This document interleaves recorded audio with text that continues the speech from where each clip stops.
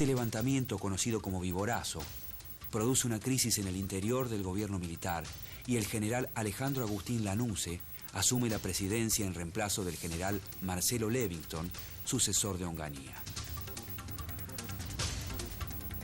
El 13 de abril de 1971, una alianza entre los sindicatos combativos independientes y los peronistas legalistas conquista la dirección de la CGT local.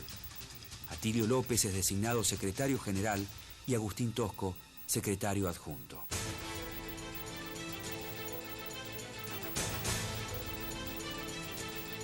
El nuevo gobierno ve en la dirigencia de la CGT Córdoba a los principales opositores de los acuerdos políticos planteados por el presidente.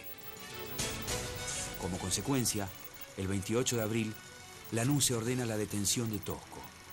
Pero desde la cárcel, el gremialista cordobés mantiene intacta su influencia y logra vencer en las elecciones de Luz y Fuerza y ser ratificado en la CGT regional.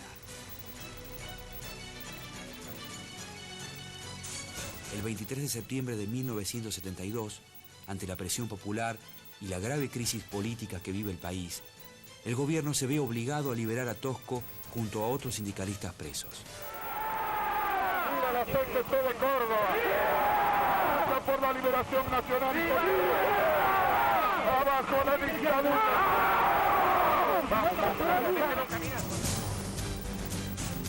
El 11 de abril de 1973 se celebran elecciones en todo el país. La fórmula presidencial Cámpora-Solano-Lima triunfa con casi el 50% de los votos, pero en Córdoba ningún candidato obtiene la mayoría. El cargo de gobernador se define en segunda vuelta y Tosco apoya públicamente a los candidatos del peronismo, Obregón Cano y Atilio López. Entendemos que fundamentalmente el compañero Atilio López debe expresar las reivindicaciones, las luchas consecuentes de la CGT más combativa de la República Argentina, o sea, la CGT de Córdoba. Esta postura provoca conflictos en el interior del sindicalismo combativo cordobés y pone en peligro la alianza entre peronistas legalistas, independientes y la izquierda clasista.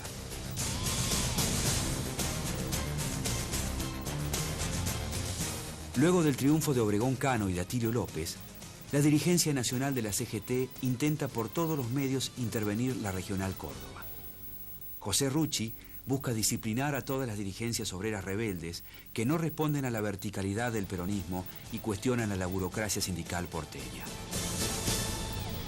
Señor Agustín Tosco, usted sabe muy bien, porque no es ningún tonto, que la unidad es el elemento fundamental que tenemos los trabajadores para lograr los objetivos de independencia y bienestar en que estamos empeñados. Pero usted es un luchador contra la unidad del movimiento obrero. Toda su trayectoria sindical y sus actuales actitudes así lo están indicando. Pero Tosco rechaza abiertamente todos los embates de José Rucci y se desata una larga polémica entre los dos dirigentes. La pretensión de Rucci es colocar a la CGT de Córdoba bajo el manto, bajo la conducción del participacionismo, de la complicidad, de la entrega de los derechos de la clase obrera. Nosotros no tenemos nada que normalizar. Cuando corresponda, haremos el plenario de gremios confederados con los mandatos de la Asamblea de los Trabajadores, harán la elección, culminado el periodo fijado previamente, para renovar, para ratificar a la actual conducción o como se decida democráticamente.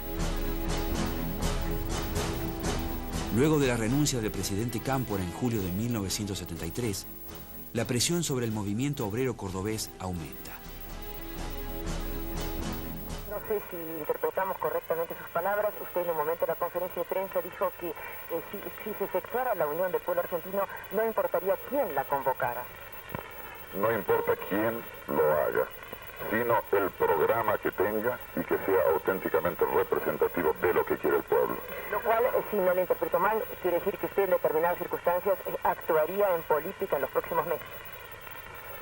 Si fuera posible materializar esta aspiración y si se requiriera de mí desde las bases que aportar en ese sentido, indudablemente que lo haría. Ante un nuevo llamado a elecciones para septiembre de ese año, el Partido Revolucionario de los Trabajadores impulsa la formación del Frente Antiimperialista y por el Socialismo. La Alianza de Izquierda postula a Tosco y a Armando Jaime, líder de la CGT clasista de Salta, como una fórmula obrera de izquierda y alternativa a la candidatura de Juan Perón. Pero Tosco declina la postulación al considerar que su actuación política tendrá un efecto pernicioso sobre el movimiento obrero cordobés. Tras ser elegido presidente, Juan Domingo Perón busca rápidamente consolidar su plan económico, cimentado en un amplio acuerdo social que establece el congelamiento de salarios y de precios y suspende las negociaciones colectivas. Uno de los principales obstáculos para lograr este objetivo es el sindicalismo rebelde, al que intenta neutralizar con una serie de leyes laborales que limitan su accionar. Tosco y los trabajadores de su gremio son uno de los primeros blancos de la campaña gubernamental. En noviembre de 1973, la Federación Nacional de Luz y Fuerza suspende las actividades de la Delegación Córdoba.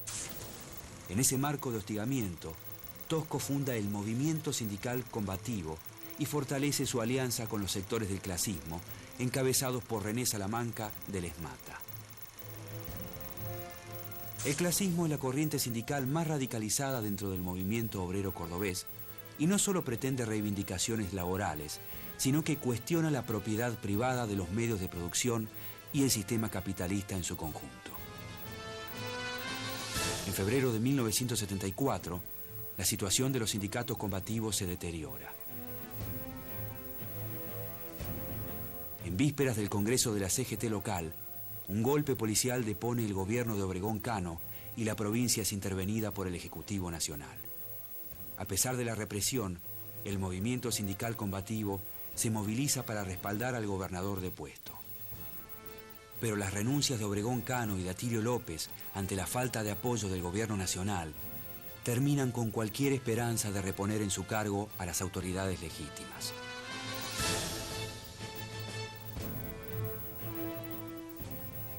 En marzo de 1974, luego de las huelgas realizadas en el cordón industrial de Villa Constitución, Tosco propone la construcción de un movimiento obrero alternativo a la CGT nacional.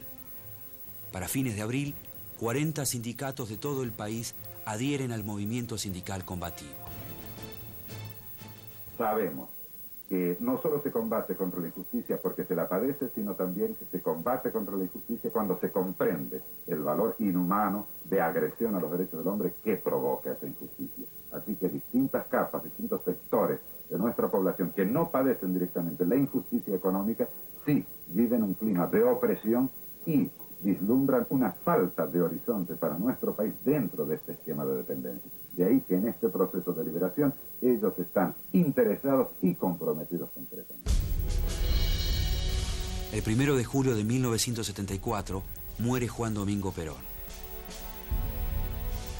A partir de allí, la ofensiva contra el movimiento obrero cordobés se intensifica y los intentos de oposición a la ortodoxia sindical peronista se hacen cada vez más difíciles.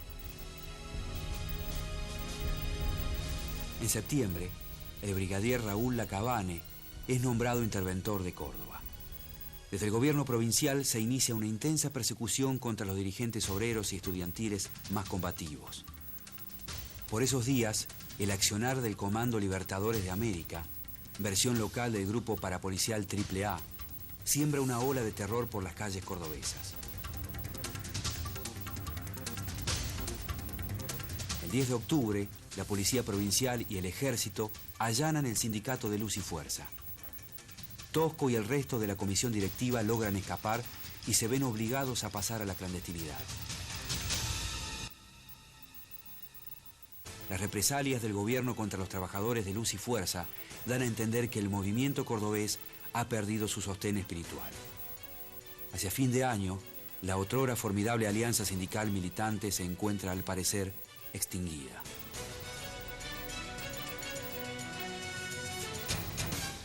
Lacabane aprovecha la ausencia de Tosco y la debilidad momentánea de los sindicatos de izquierda para anular la personería de los gremios independientes y purgar a la CGT cordobesa de los dirigentes no peronistas. Para principios de 1975, Córdoba ha sido neutralizada como el principal foco de oposición obrera. Desde la clandestinidad, Tosco redacta manifiestos y documentos que instan a la unidad del maltrecho movimiento obrero cordobés.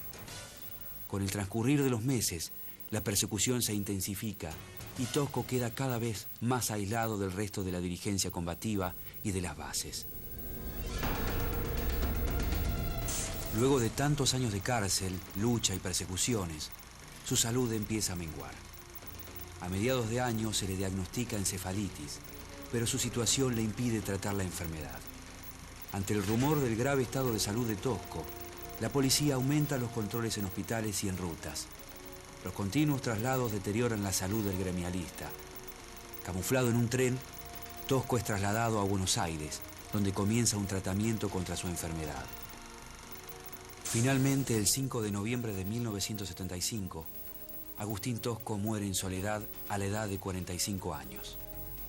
La noticia es un duro golpe para el ánimo de los luchadores sociales del país.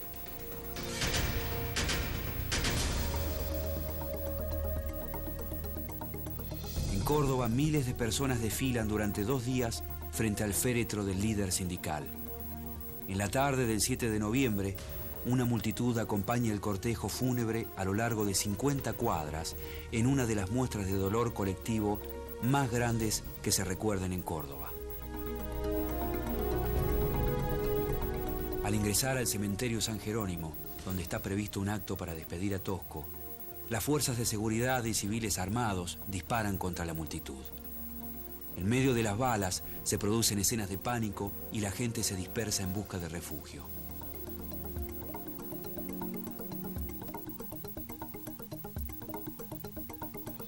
La escena es un reflejo fiel del final del sindicalismo combativo cordobés. Años de lucha y resistencia obrera terminan bajo una represión feroz y despiadada.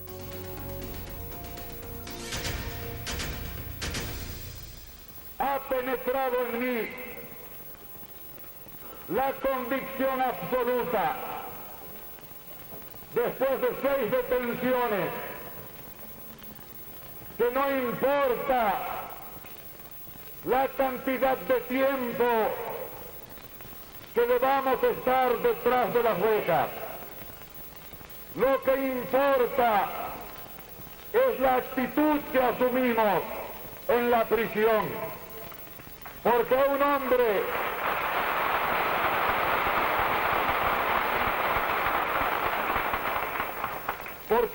en la prisión puede ser doblegado, puede ser quebrado en su espíritu con 30 días de calabozo. Pero si uno lleva bien adentro la convicción de la lucha obrera y popular, cuando se encuentra en la cárcel, siente el orgullo de mantener su dignidad, porque esa es la dignidad de los compañeros que están afuera.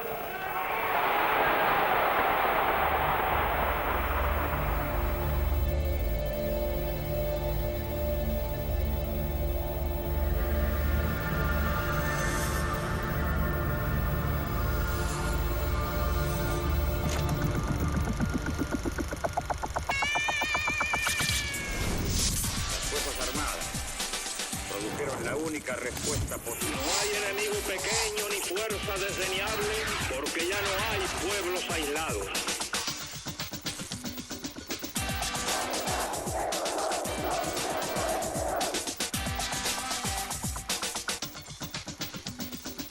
Hemos llegado a la Revolución Argentina.